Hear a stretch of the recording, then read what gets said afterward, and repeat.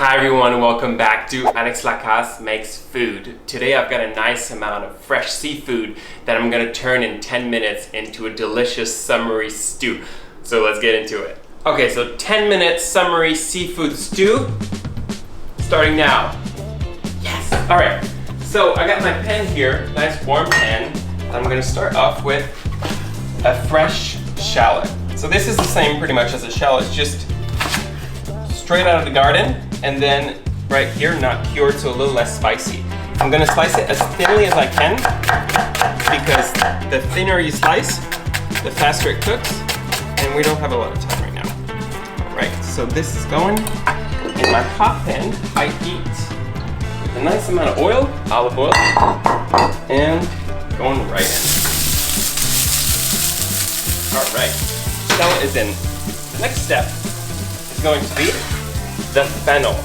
So fennel, this is a perfect season to eat fennel. It's not too like licoricey, black candy. It's just really sweet and delicious. I slice it in half, and I'm only going to use half again. And here what we got is the core. You're just going to basically take the core out like that, and we're going to thinly slice whatever we have left. So same as the shallot. That's getting very thinly sliced. Make sure, stir this around. And we'll lower the heat just a little bit. Make sure we get some salt. And also, I'm gonna do a couple chilies. If you don't have whole chilies, you can do some little bit of chili flake in there. And that's gonna be really good with the seafood. So you want to toast those chilies with the shallot. And next step, I'm gonna have to put this in to make sure it's cooked. There you go. Fennel is in just half a bulb of fennel, and we'll save the fronds for garnishing later. Perfect. All together. And after that, I have some beautiful here, some Jimmy Nardello peppers. They're like a sweet pepper, and I'm probably just gonna cut on a nice heavy bias like this, and you're ready for just saute with the mixture. The seeds are good in here, they're not too spicy. And I'll just do a couple peppers. Perfect. And that is going in too. Beautiful color. Everything's sauteed together. Now, next step is I'm gonna build for my stew. The stewy part is gonna be the fresh tomatoes. So I have here 3 nice Roma tomatoes. And if you have a nice sharp peeler, you can go ahead and just use your peeler for that. But if you don't have a sharp peeler, then a little paring knife will do. You know what I say is, you're probably wondering why peeling the tomato. I just think for this particular dish, it's a nice delicate dish. I don't think that the skin is really necessary. If you're like really appalled, is that how we say it? Appalled? Appalled by peeling a tomato, just go with it. But I think for this particular dish, it's worth peeling the tomato. You're just gonna have like a really nice, just gonna get the acidity and the sweetness from tomato without really having that kind of like tougher skin. All right, so this is good here. Everything getting cooked together. I'm gonna add a little bit more salt to make sure we do it for every step of the way. I'm peeling my 3rd tomato. I've never done it with a peeler. This is kind of a first, and I'm never going back to using a paring knife for that. Alright, tomatoes are peeled all the way. And like this. Here. And next we're gonna just take a little bit off those tomatoes. And then we're gonna dice it. This is just really when it gets fun. You can do whatever shape you want. This is just gonna like fall apart in here. I'm gonna do sort of a rough chop. And make sure we save all the seeds and all those goodies. And here. Alright, this is gonna be starting to look really good. Oops. Tomato got off. Making sure this is getting nicely chopped up. This is important that you use, for this I would use a bench scraper. So you make sure to save all those tomato juice that are from your cutting board and not just like toss them away. You know, so this here, give it a little taste. That chili. Make sure it's tender enough. Yep. So that's tender and seasoned. Next is those tomatoes.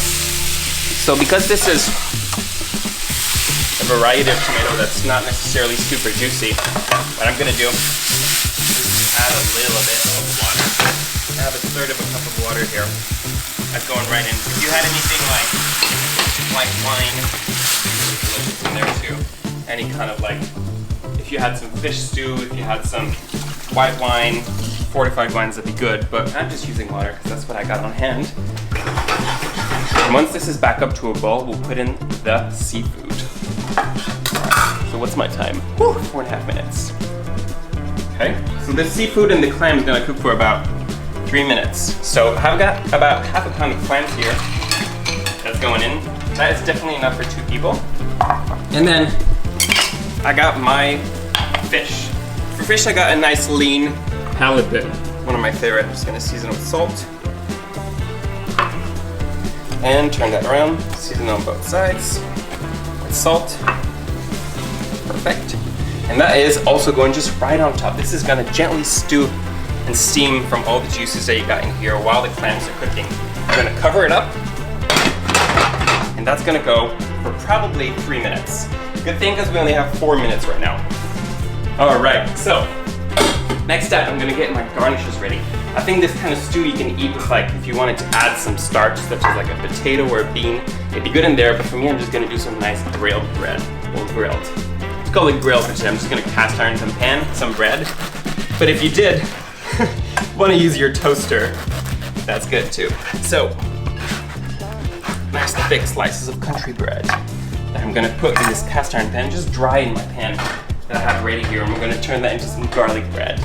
Otherwise, for garnishes, what we're gonna do is, like I said, a little bit of fennel fronds and some tarragon.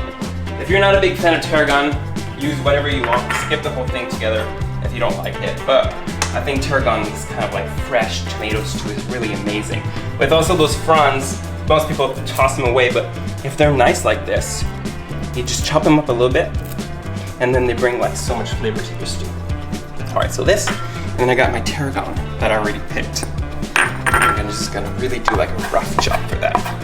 Nothing crazy, I don't want anything to just like be, just, you know, lost in the stew. I want it to be a nice, beautiful green sprinkle at the end. All right, let's see what our toast is like. For stews like this, I like my toast to get nice and burnt. I'm gonna make sure to get some nice deep color on here. And this is going back in my little bowl. Right here. Perfect, ready for garnish. And I have 1 clove of garlic that I'm gonna use for turning my bread into garlic bread. There you go, we're getting some nice color on here. A little bit more. God. Now we just wait. 2 minutes left. We're just ready for dinner. Should I start doing the dishes? Do you know any jokes? No. All right. Bread. There you go. That's the color we want. Want a nice deep color. All sides of the bread. I'm also gonna use some olive oil for that. I really hope this is gonna be cooking on time. 1.5 minutes left. Oh my God. Stew. Did I just do everything too fast? No. So we just wait. We're just hoping it's gonna be cooked. Oh, let's cut a lemon. How about that for an activity? Let's cut a lemon. Because we're gonna definitely need to finish that stew with some lemon. All right, bread. Almost there. Touch more, let's see the flavors. What we're looking at first too. Things are starting to cook. Oh yeah! Yeah, we're gonna get there. All right, so bread is good. I'm gonna turn off my cast iron pan, and I'm just gonna rub this clove of garlic all over this bread, and basically turn it into a nice garlicky bread. Oh shit. Just trim it off. There you go. Nice crunchy salt. 14 seconds left. Let's cut that bread. This. Let's see what we got here. Oh, this fish is not cooked enough! No!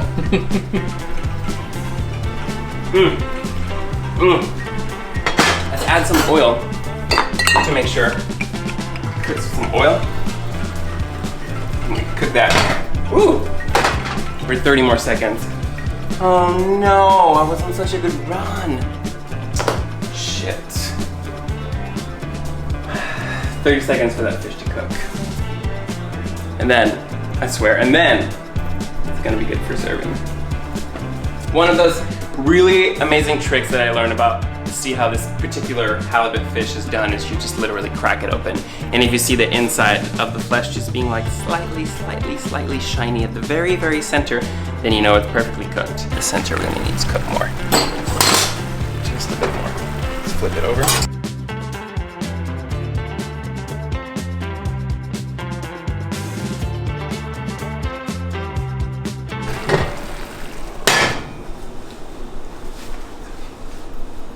Just gonna wait. We're just waiting. 10-minute challenge, we're just waiting. We're just waiting. Cook your fish until it's cooked. Same for your clams, you gotta make sure they're all popped open. Oh wow! Halibut is done. Just turn it over, we'll let it sit in my little pan here. Woo! For a tiny bit of time. And this stew here, let's taste it. Oh my god. Ooh. Just making sure all those clams are nice and open. That stew is delicious. And then what I'm gonna do is make sure both plates have a nice amount of stew in it. There you go. Next, I'm just gonna let it all fall down. All these beautiful summer veggies. Nice and rustic. Oh. Alright, lastly, I got my fish here. Okay, just gently put it on top. Just like this. It smells so good. And once the fish is here, I have this beautiful bread. This. And I'm gonna do my herbs. As heavy as you like. I like it pretty heavy.